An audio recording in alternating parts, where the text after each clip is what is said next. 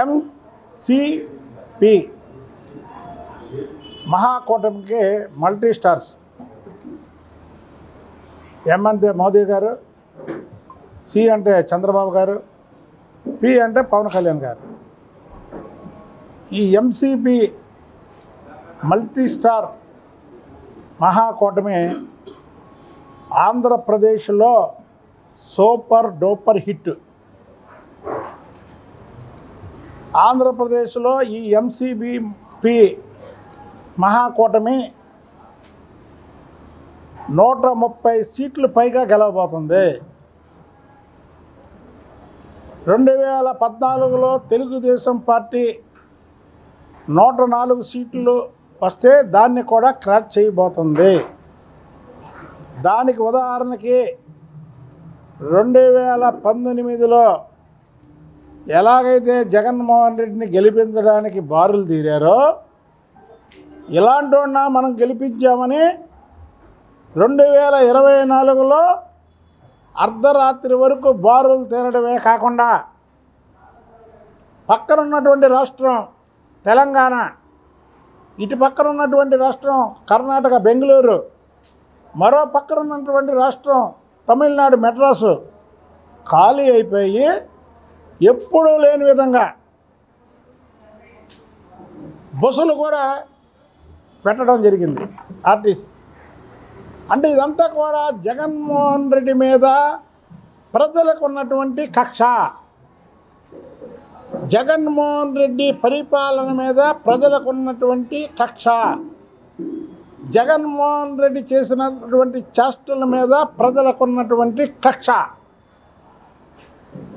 ఏ రోజైతే 151 సీట్లు ప్రజలు జగన్మోహన్ రెడ్డికి ఇచ్చారో దాన్ని సద్వినియోగం చేసుకోకుండా దుర్వినియోగం చేసుకున్నాడు. కాబట్టికి ప్రతి ఒక్కరు కూడా ఈ రాష్ట్రానికి చంద్రబాబు నాయుడు గారి సేవలు అవసరం అని ప్రతి ఒక్కరూ వచ్చి ఓటు వేశారు. ఎన్నికల కమిషన్ ఇచ్చింది. 2019లో ఆంధ్రప్రదేశ్లో 79% పోలైంది. ఇవాళ 80% 80 ప్లస్ 6% పోలైంది.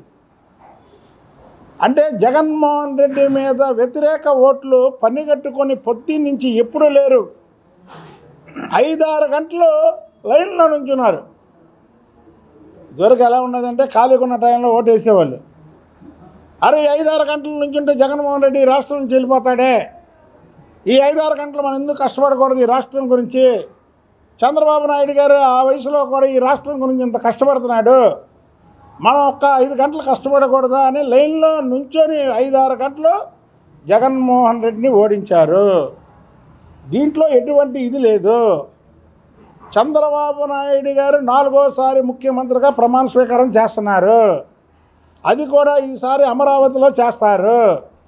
అమరావతి రాజధాని రైతులు ఏదైతే ఎప్పటి నుంచో నిరాహార దీక్షలు చేస్తుంటే వాళ్ళని ఒక అవహేళనగా చేశాడు. కాబట్టి జగన్మోహన్ రెడ్డి అమరావతిలో చంద్రబాబు నాయుడు గారి 4వసారి ప్రమాణ స్వీకారం.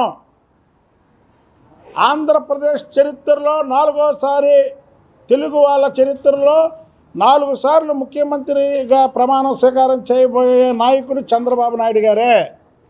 ఎన్టీ రామారావు గారు 3 సార్లు చేశారు.